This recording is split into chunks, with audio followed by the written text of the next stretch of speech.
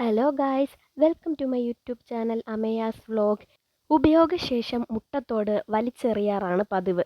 ഇതുകൊണ്ട് മനോഹരമായിട്ടുള്ള Easter egg ഉണ്ടാക്കാൻ പറ്റും. നമുക്ക് നോക്കിയാലോ? ഞാൻ രണ്ടായി മുറിച്ച മുട്ടയുടെ തോടാണ് എടുത്തിരിക്കുന്നത്. നിങ്ങൾക്ക് മുട്ട പൊട്ടിക്കുമ്പോൾ മുകൾ ഭാഗത്ത് ഹോളിട്ട് മുട്ട പൊട്ടിച്ച് എടുക്കാവുന്നതാണ്. രണ്ടായി പൊട്ടിയ മുട്ടയാണെങ്കിൽ വേറെ ക്രാക്സ് ഒന്നും വീഴാതെ നല്ല ലെവലായിട്ട് പൊട്ടിയ മുട്ടത്തോടാണെങ്കിൽ അതിനെ ഈ രീതിയിൽ നമുക്ക് ഒട്ടിച്ചെടുക്കാൻ കഴിയും. മുട്ട പൊട്ടിച്ച് മുട്ട മാറ്റിയ ശേഷം അതിനെ ഫെവിക്കോൾ ഉപയോഗിച്ച് അനക്കാതെ ഒരു ദിവസം മാറ്റി വെച്ച് കഴിഞ്ഞാൽ പിറ്റേ ദിവസം നമുക്ക് മുഴുവനായിട്ടുള്ള മുട്ട എന്ന് തോന്നിക്കുന്ന രീതിയിലുള്ള മുട്ടത്തോട് നമുക്ക് റെഡിയാക്കിയെടുക്കാം. കണ്ടോ, ഞാൻ അങ്ങനെ ഒട്ടിച്ചെടുത്ത മുട്ടത്തോടാണ് ഇത്. കണ്ടാൽ ഒറിജിനൽ മുട്ട തോറ്റുപോകും. ഇനി ഈ രീതിയിൽ പറ്റിയില്ല എങ്കിൽ മുട്ടയുടെ മുകൾ ഭാഗത്ത് ഒരു ഹോളിട്ട് മുട്ട വെളിയിലെടുത്തതിന് ശേഷം നമുക്ക് അങ്ങനെ ഒട്ടിച്ചെടുക്കാവുന്നതാണ്. ഇനി വേണ്ടത് നമുക്ക് ബ്രഷ് പെൻസ് ആണ്. ഈ ബ്രഷിൻ്റെ ഡീറ്റെയിൽ വീഡിയോ ഞാൻ ചെയ്തിട്ടുണ്ട്. അതിൻ്റെ ലിങ്ക് ഞാൻ ഇവിടെ കൊടുത്തിട്ടുണ്ട്. വേണ്ടുന്നവർ പോയി ചെക്ക് ചെയ്താൽ മതി. ഇനി മുട്ടത്തോട് മുഴുവനായിട്ട് ഞാനൊരു പിങ്ക് കളറാണ് കൊടുക്കുന്നത്. ബ്രഷ് പെൻസ് ഇല്ലാത്തവർ കളർ ബ്രഷ് ചെയ്ത് കൊടുത്താലും മതിയേ. ഈസ്റ്റർ മുട്ടകൾ പാസ്റ്റൽ എഗ്ഗുകളെന്നും അറിയപ്പെടുന്നു. ഈസ്റ്റർ സമയത്ത് ഇവ സമ്മാനങ്ങളായി ഉപയോഗിക്കാറുണ്ട്. മെസ്സപ്പൊട്ടോമിയയിലെ ആദ്യകാല ക്രിസ്ത്യാനികൾ ഈസ്റ്ററിന് ശേഷമുള്ള കാലഘട്ടത്തിൽ മുട്ടകൾക്ക് ചായം പൂശിയിരുന്നു. ഈ സമ്പ്രദായം ഓർത്തഡോക്സ് സഭകൾ സ്വീകരിക്കുകയും അവിടെ നിന്ന് പടിഞ്ഞാറൻ യൂറോപ്പിലേക്ക് വ്യാപിക്കുകയും ചെയ്തു. മുട്ടകൾ പുതിയ ജീവിതത്തെയും പുനർജന്മത്തെയും പ്രതിനിധീകരിക്കുന്നു. ഈ പുരാതന ആചാരം ഈസ്റ്റർ ആഘോഷങ്ങളിൽ ലയിപ്പിച്ചതായി കരുതപ്പെടുന്നു. ഇതാണ് ഈസ്റ്റർ എഗ്ഗുകളുടെ ചുരുക്കത്തിലുള്ള ചരിത്രം. ഇനി ഞാൻ വേറൊരു മുട്ടയെടുത്ത് അതിൽ ഓറഞ്ച് കളറാണ് ബ്രഷ് ചെയ്ത് കൊടുക്കുന്നത്.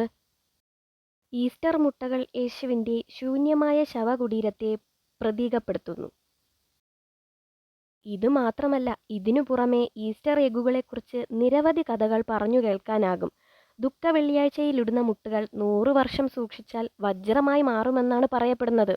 മാത്രമല്ല, എഗ്ഗ് ഹണ്ട് പോലുള്ള കളികൾ കുട്ടികൾക്കായി ഈസ്റ്ററിനുള്ളതാണ്.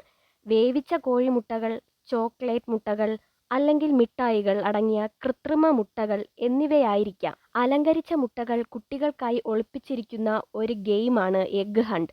മുട്ടകൾ പലപ്പോഴും വലിപ്പത്തിൽ വ്യത്യാസപ്പെട്ടിരിക്കുന്നു. വീട്ടിനകത്തും പുറത്തും മറഞ്ഞിരിക്കാം. വേട്ട അവസാനിപ്പിച്ചാൽ ഏറ്റവും കൂടുതൽ മുട്ടകൾ ശേഖരിക്കുന്നതിനോ വലുതോ ചെറുതോ ആയ മുട്ടയ്ക്കോ ആണ് സമ്മാനം നൽകുക. ഹാപ്പി ഈസ്റ്റർ എന്ന് ഞാൻ എഗ്ഗിൽ എഴുതി കൊടുത്തേ. ഇനി ഞാൻ ബ്രഷ് പെൻ ഈ കാണുന്ന രീതിയിലൊന്ന് പിടിച്ചിട്ട് ഒരു ഫ്ലവർ ഞാൻ വരച്ചെടുക്കാൻ പോവേനെ. വേറൊന്നും വേണ്ട, ജസ്റ്റ് ഒന്ന് ബ്രഷ് ഇങ്ങനെ സൈഡിലോട്ട് ഇങ്ങനെ അമർത്തി കൊടുത്താൽ മാത്രം മതി. നമുക്ക് നല്ലൊരു ഫ്ലവർ നമുക്ക് കിട്ടും. നടുക്കായിട്ട് ഞാനൊരു ബ്രൗൺ കളറിലുള്ള ഫ്ലവറിൻ്റെ മിഡിലായിട്ട് ഇങ്ങനെ ഒന്ന് റൗണ്ട് ചെയ്ത് വരച്ചു കൊടുക്കുന്നുണ്ട്. അതുപോലെ തന്നെ ബാക്കി ഭാഗത്തും ഞാൻ ഇതുപോലെ തന്നെ റിപ്പീറ്റായിട്ട് ചെയ്ത് കൊടുക്കുന്നുണ്ട്. താഴെയും സൈഡിലും ഒക്കെ ഞാൻ ഈ ഫ്ലവർ തന്നെ സെയിം ആയിട്ട് റിപ്പീറ്റ് ചെയ്ത് വരച്ച് കൊടുക്കുന്നുണ്ട്. നിങ്ങൾക്ക് വേറെ ഡിസൈനും കൊടുക്കാവുന്നതാണ്.